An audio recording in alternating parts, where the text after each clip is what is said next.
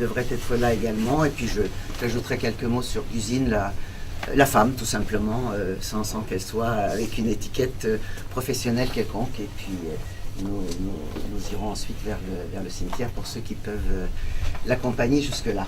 Nedim, si tu veux bien dire quelques mots. Non, moi et lui dire adieu. Elle fut non seulement l'épouse fidèle du grand peintre Abidine Dino, que nous avons perdu il y a 20 ans, mais aussi un fervent défenseur de la littérature turque en France. Elle a été la première traductrice de Yaşar Kemal, de Yunus Emre, le grand poète mystique du XIIIe siècle. Elle a traduit également Nazım Hikmet et d'autres poètes, à commencer par Oktay Rifat, Orhan Veli, et même Ece Ayhan, dont la poésie hermétique nous échappe encore à nous autres, les Turcs. Zindino a écrit ses mémoires, dont le titre, Gel Zaman, Git Zaman, n'est pas facile à traduire.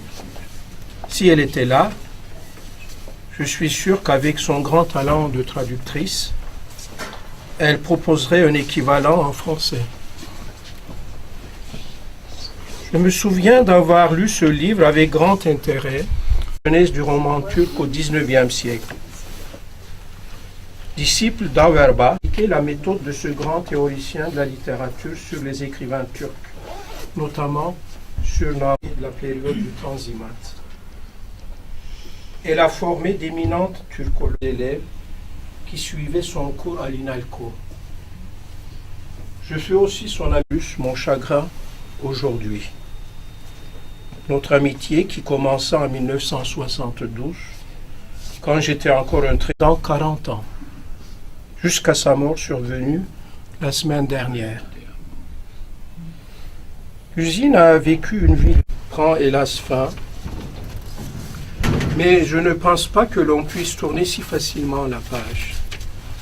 La page d'une époque révolue dont son grand ami Nazım Hikmet était fier. Je voudrais quant à moi dire adieu à Gusine avec ce poème de Nazım Hikmet qu'elle a traduit et qu'elle aimait tellement que le dernier vers, un dicton populaire turc, prend un sens nouveau dans ce début de notre siècle avec ses ondes d'ombre et de lumière.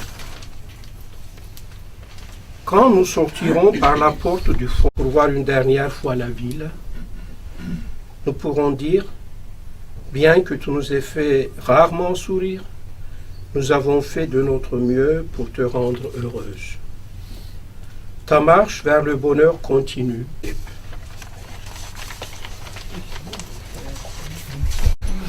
Est-ce Madame Dino? Est-ce Gusine, une adolescente espiègle et sportive, un père moderne qui l'envoie en vacances, m'avait-elle raconté, dans des camps de jeunes filles américaines? Elle y apprend la nage à l'occidentale, dont elle était très fière, et jusqu'à sa 100e année, elle se ressourcera tous les ans à Bodrum par la natation. Belle vitalité. Ou bien est-ce Madame Dino, dissimulée derrière la distinction d'une dame de l'aristocratie ottomane, puis emportée par le torrent Abidine sur les routes de l'exil intérieur à Adana, puis de l'exil tout court. Au contact des paysans anatoliens, fraternels dans leur extrême pauvreté, elle, si réservée, se montre sensible à leur lyrisme, dont Yaşar fut pour elle, pour eux, l'interprète, et dont, avec une œuvre dont le titre lui va si bien, Orta Direk, le pilier central, elles le Abidine plantèrent leur tente, parfois auprès des plus grands noms du monde des arts et des lettres, Yaşar ou Nazim, mais aussi Picasso, par curiosité intellectuelle, ce turc authentique Öztürkçe, bâti comme un broutem latin, Gusine, mon professeur, par le choix des textes qu'elle nous proposait, par un ou deux mots, a fait surgir une force envoûtante. Gusine et derrière elle Abidine, par deux mots, deux traits de plume, mêlant l'humour et l'élan mystique, et nous laissant le plaisir d'une découverte, guidée dans les séances hebdomadaires de traduction. Ecel büke belimizi, söyletmeye dilimizi, hastayken halimizi, soranlara selam olsun. Tenin ortaya açıla, yakasız gömlek giysile, bizi bir asan veçile Yucanlara selam olsun. Selam verin kastımıza. Gider olduk dostumuza, namaz için üstümüze duranlara selam olsun. Eceli gelenler gider, hepsi gelmez yola gider. Bizim halimizden haber soranlara selam olsun. Derviş Yunus söyler sözün, yaş doludur iki gözün. Bilmeyen de bilsin bizi, bizi bilenlere selam olsun. Thibaut, je crois qu'il pourra me pardonner. Pour moi, vous étiez l'incarnation vivante de l'Empire ottoman. J'ai passé de nombreux samedis après-midi à bavarder avec vous, rue de l'Eure, et à évoquer plusieurs décennies de vie intellectuelle turque, des noms parfois célèbres, d'autres retombés dans l'oubli, les anecdotes de vos séjours à Adana ou dans le midi de la France, entre Abidine et Picasso. On reprenait toujours la conversation là où on l'avait laissée, passant des années 40 à l'époque actuelle, et voyageant allègrement dans le temps, mais aussi dans les idées. Et avec quelle liberté! Car on ne manquait jamais de refaire un peu le monde, critiquant ce qu'il aurait dû être, ce qu'il n'était pas. Mais je voudrais vous dire que le jour où j'ai vraiment eu l'impression de transcender les époques, de me retrouver à un point de convergence temporelle, c'est ce samedi justement où vous m'attendiez avec quelques livres ottomans posés sur la table. Mince, jaunis, l'alphabet arabe gracieusement inscrit sur le frêle carton de la couverture. Il s'agissait de quelques volumes de votre aïeul, l'homme d'État et intellectuel Last Iksaït, que vous êtes mis à feuilleter, commenter, lire devant moi. Là en particulier, vous amusez beaucoup. Un recueil de Galata Tercüme, un relevé des fautes de traduction commises par divers auteurs turcs de la fin du XIXe siècle. J'ai ressenti le frisson du voyage dans le temps, un de ces déplacements qui vous donnent le goût de l'éternité. Je me permets donc de vous adresser ce souvenir en sachant qu'à votre tour, vous n'êtes pas loin de nous. Vous qui avez su vivre sans complexe dans le présent d'une histoire souvent agitée. Il est très difficile de parler après les maîtres des mots et surtout après une vie d'une centenaire. Donc je vais essayer de faire mon mieux. J'ai rencontré Madame Güzin Dino qu'une seule fois. Il était presque son centenaire. C'était vernissage, une exposition mixte des peintres turcs qui s'est tenue pendant la saison de la Turquie en France. À l'époque, j'étais pas consul général, j'étais ici dans une autre fonction.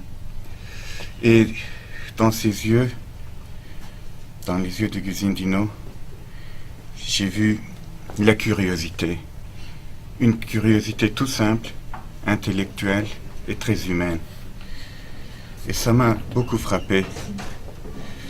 La simplicité du personnalité, tandis que les plus grands professeurs d'aujourd'hui étaient ses élèves.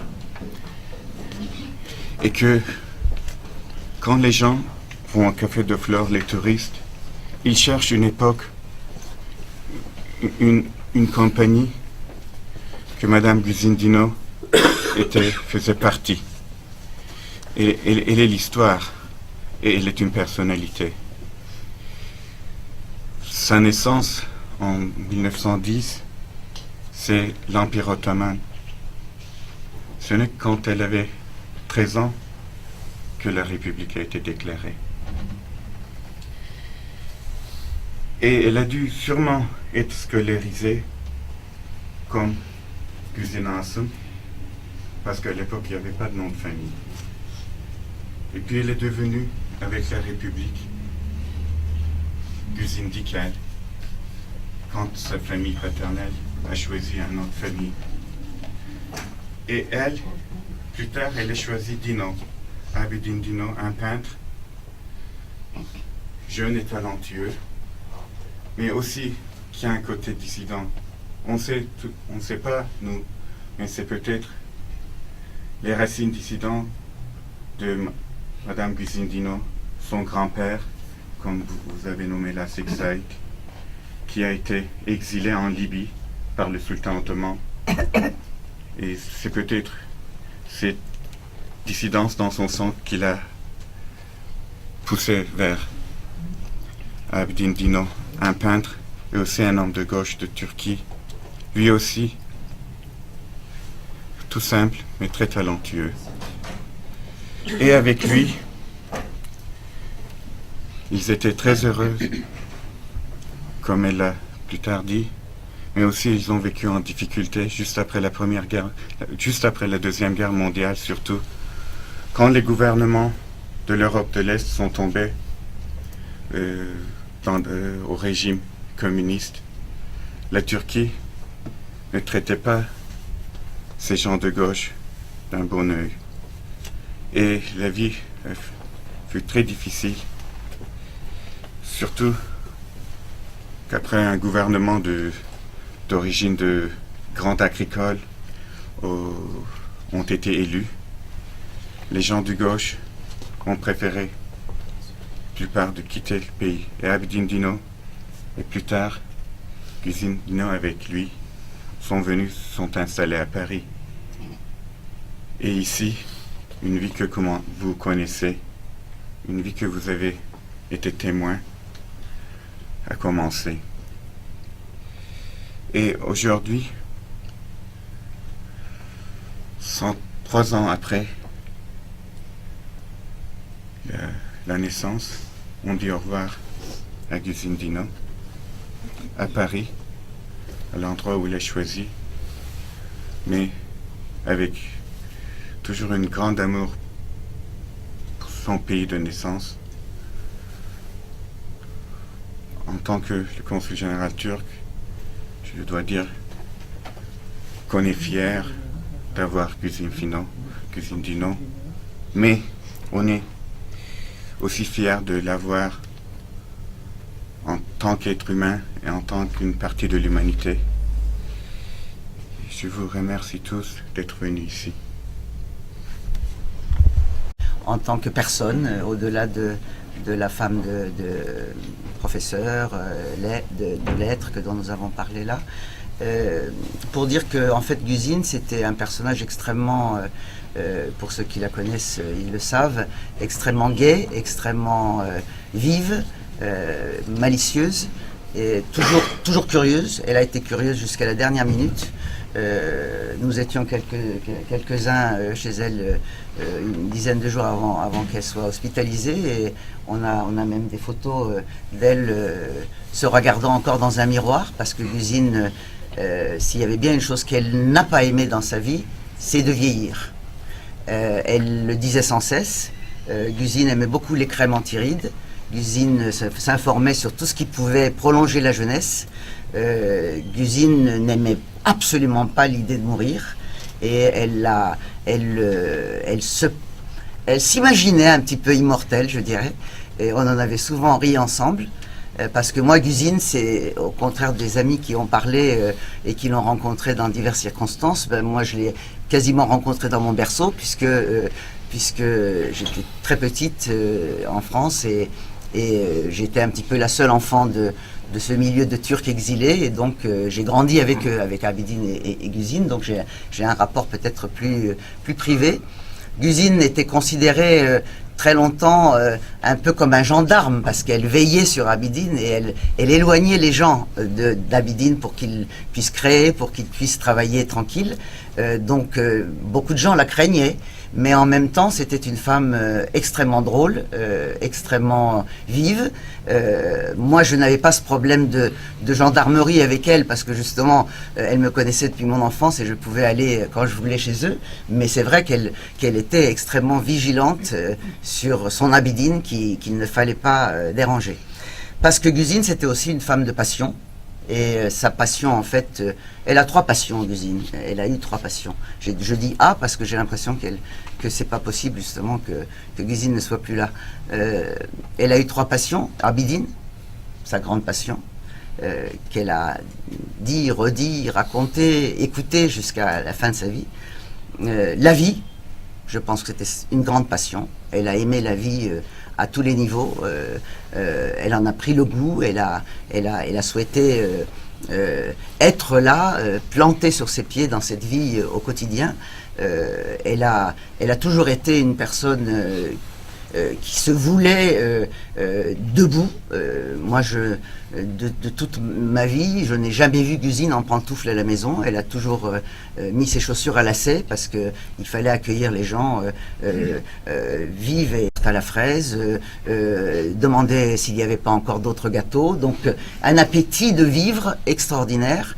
Et je crois que c'est peut-être ça le secret aussi de sa longévité, d'avoir beaucoup aimé, d'avoir aimé Abidine, d'avoir aimé la vie, d'avoir aimé la Turquie beaucoup, comme l'a dit Monsieur le Consul. Elle est restée toujours très attachée à la Turquie. Et d'ailleurs, elle est restée une résidente en France. Elle a beaucoup aimé la France. Elle le disait souvent, que c'était la France qui leur avait ouvert les bras. Et elle a été décorée par la France de l'ordre de chevalier des arts et lettres. Je crois que la France lui a rendu, et elle a beaucoup donné à la France, puisqu'elle lui a laissé toute cette merveilleuse littérature turque, soit qu'elle a traduite, soit qu'elle a impulsée dans la traduction. En tout cas, Abidine et Gusine, nous le savons tous, ont été un peu une deuxième ambassade culturelle de la Turquie pendant de longues années en France, et ils vont nous manquer tous les deux maintenant, puisque Gusine a rejoint Abidine aussi pour cela. Je me sentais un peu éternel, et je voudrais terminer dans le sourire, parce que je crois que Gusine préférerait nous voir sourire. En 2011, quand elle a renouvelé sa carte de séjour, le fonctionnaire de la préfecture lui a donné sa carte et lui a dit voilà Madame Dino, votre nouvelle carte, valable jusqu'à 2021. Et Gusine a répondu et après. Alors je crois que je vous invite à lui rendre un dernier hommage, et on va se retrouver, pour ceux qui pourront venir l'accompagner jusqu'au bout, dans des voitures qui sont à votre disposition pour aller à Thiers. Je vous laisse aller là, lui dire peut-être.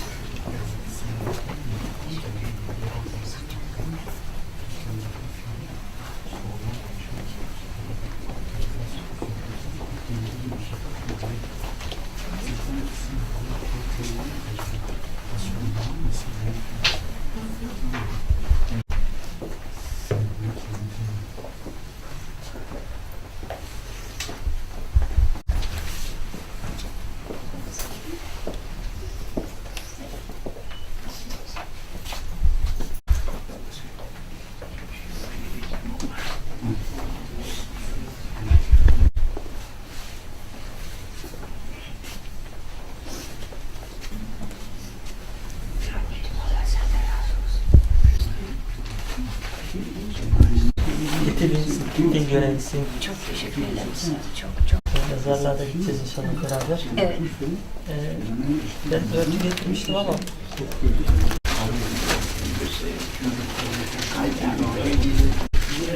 Siz isterseniz.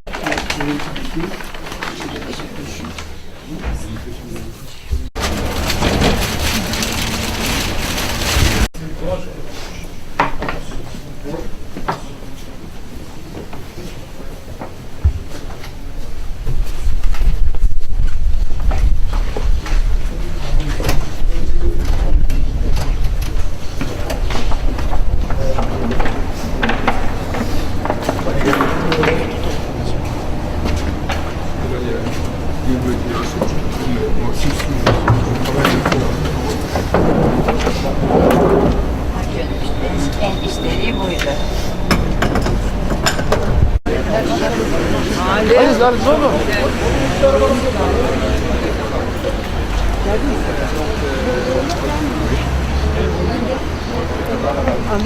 Les personnes qui veulent aller à Lyon, les voitures du consulat sont là devant le... Voilà.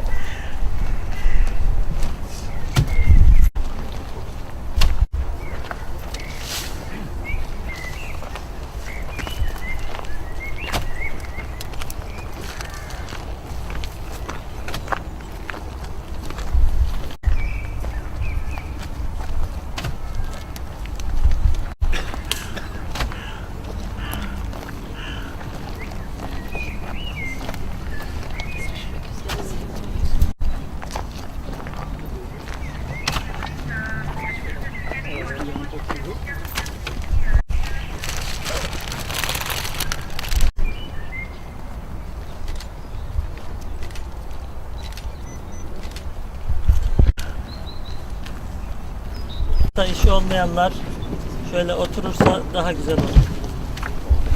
Kur'anil hakim inneke leminel murselin ala sıratin müstakim. Tenzilel azizir rahim litunzira kavmen ma unzira abâuhum fehum gâfilûn. لقد حق القول على أكثرهم فهم لا يؤمنون إنا جعلنا في إنا نحن نحيي الموتى ونكتب ما قدموا وآثارهم وكل شيء أحصيناه في إمام مبين.